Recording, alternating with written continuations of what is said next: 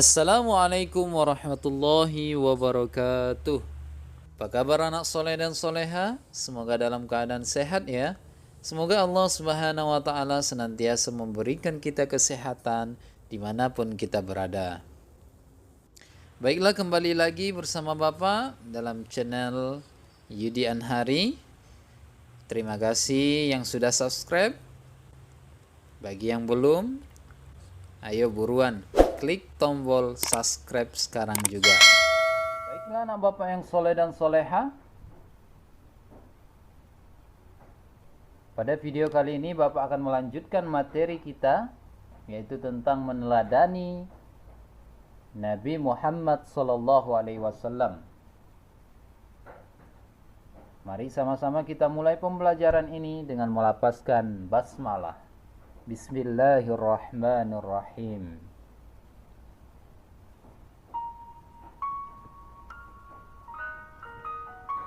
Baiklah anak Bapak yang soleh dan soleha, kemarin kita sudah mempelajari tentang kisah Nabi Muhammad SAW di masa kanak-kanak. Nah, sekarang kita akan lanjutkan materi kita,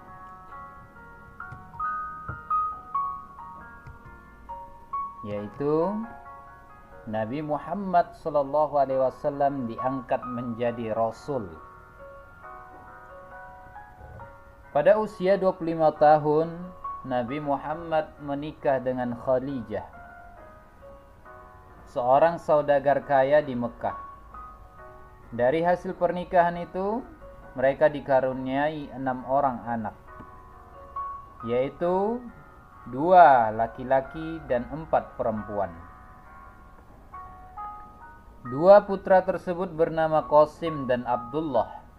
Sedangkan keempat putrinya yaitu Zainab, Ruqayyah, Fatimah, dan Ummu Kalsum.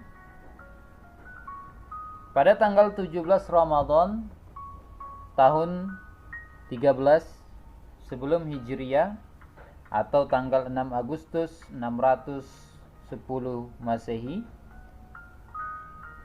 Allah mengangkat Nabi Muhammad SAW menjadi Rasul.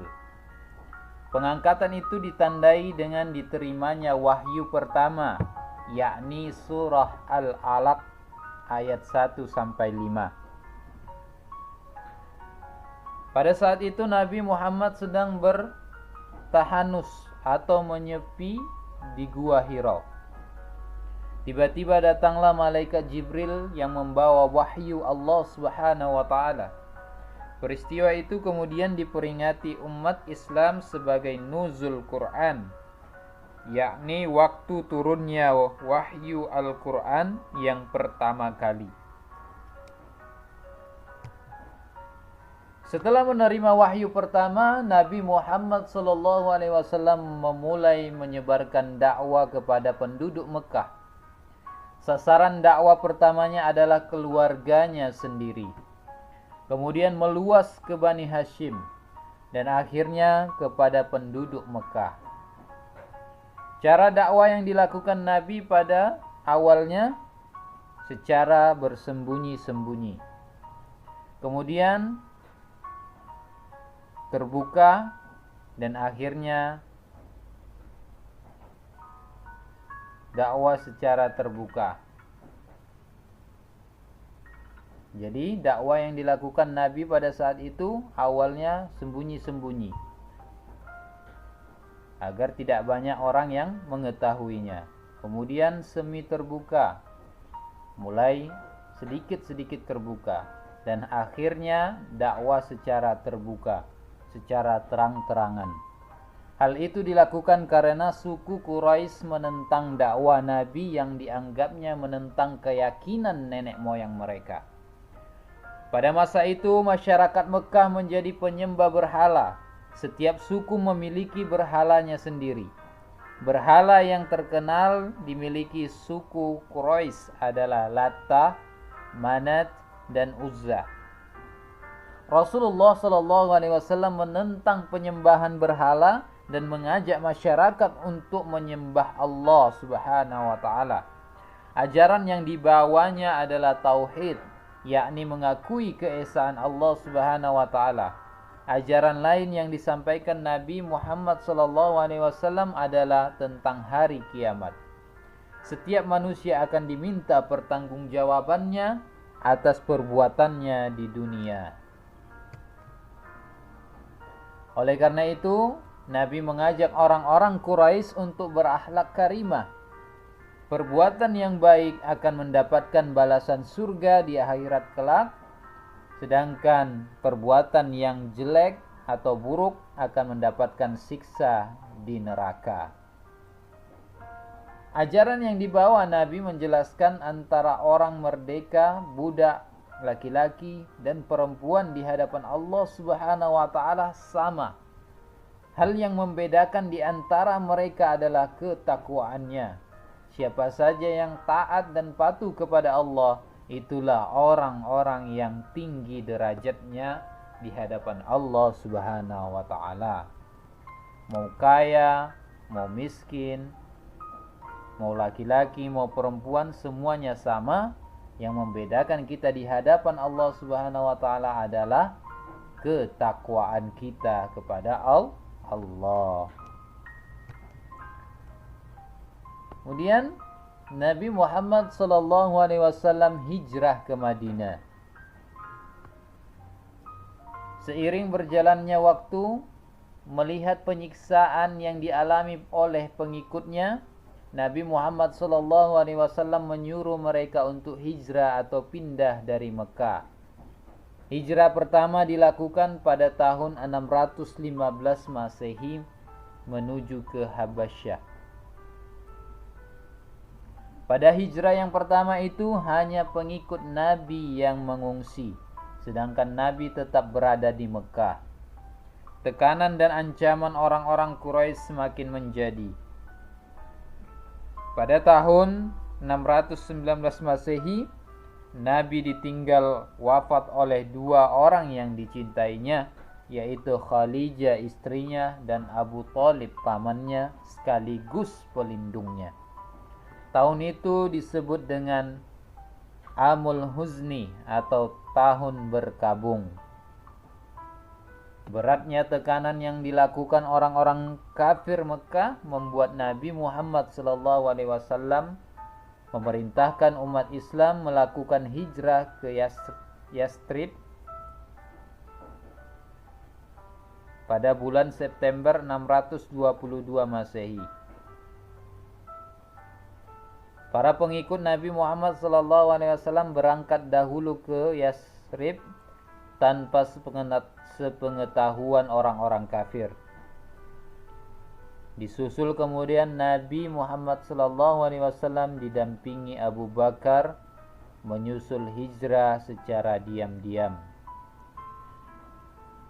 Jadi, karena orang-orang kafir Quraisy yang semakin memberikan ancaman kepada pengikut Nabi Muhammad SAW, maka Nabi menyuruh para pengikut Nabi Muhammad SAW untuk berhijrah ke Madinah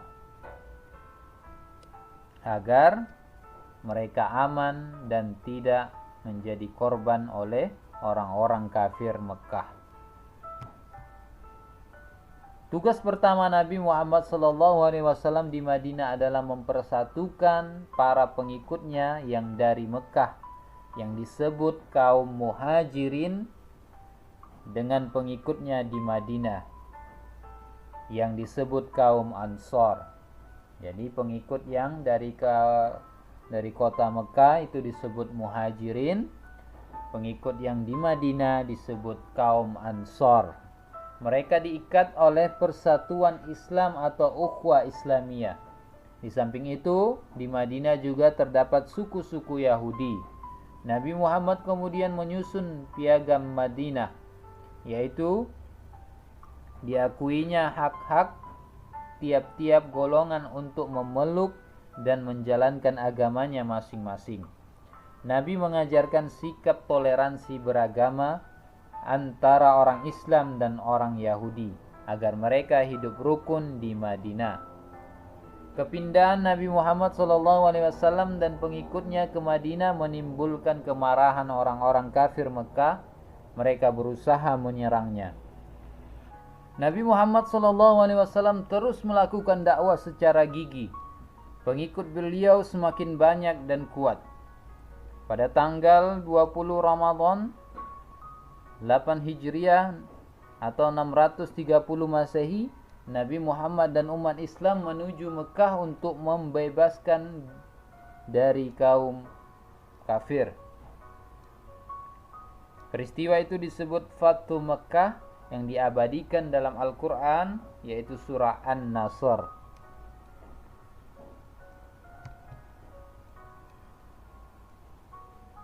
Keteladanan Nabi Muhammad SAW. Yang pertama yaitu sikap sabar dan tabah. Sabar dan tabah adalah dua sifat yang saling melengkapi. Sabar adalah sikap menerima dengan lapang dada segala sesuatu yang terjadi, seperti kesedihan, kesusahan, kemiskinan, kehilangan, dan sebagainya. Sabar juga bisa berarti tidak mudah tergoda oleh hawa nafsu, dapat menahan emosi, dan tetap tegar menghadapi segala hal yang memancing untuk melakukan perbuatan yang tidak baik. Tabah artinya tidak larut dalam kesedihan. Orang yang tabah berarti menerima dengan ikhlas apa yang terjadi dan menganggap hal itu sebagai cobaan dari Allah. Orang yang tabah selalu berdoa kepada Allah agar diberikan kekuatan untuk menghadapi segala cobaan yang terjadi.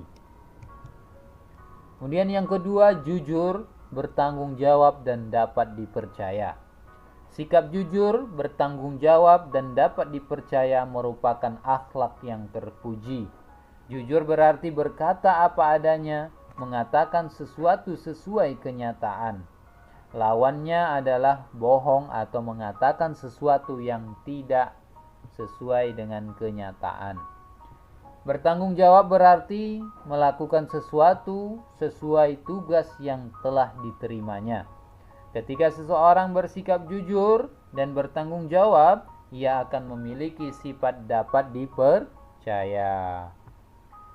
Dalam kehidupan di masyarakat, bergaul dengan teman, berhadapan dengan orang tua dan guru, kita harus membiasakan sikap jujur dan bertanggung jawab.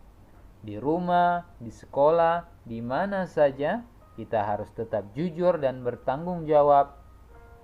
Jujur dan bertanggung jawab kita wujudkan dalam perkataan maupun perbuatan. Berkatalah yang jujur dan bertanggung jawablah terhadap apa yang sudah kita katakan. Untuk itu jangan sampai kita melakukan sesuatu yang tidak dapat kita tunjukkan kebenarannya. Itu artinya kita bohong dan tidak bertanggung jawab. Baiklah anak bapak yang soleh dan soleha, demikianlah materi kita pada video kali ini. InsyaAllah kita akan lanjutkan di pertemuan selanjutnya. Semoga video ini membantu anak-anak bapak belajar di rumah, dan terus berdoa kepada Allah agar segera Allah angkat virus ini agar kita bisa kembali belajar di sekolah seperti biasa. Amin ya rabbal alamin. Kita tutup pembelajaran ini dengan sama-sama melapaskan hamdalah. Alhamdulillahi rabbil alamin. Bapak akhiri, Assalamualaikum warahmatullahi wabarakatuh.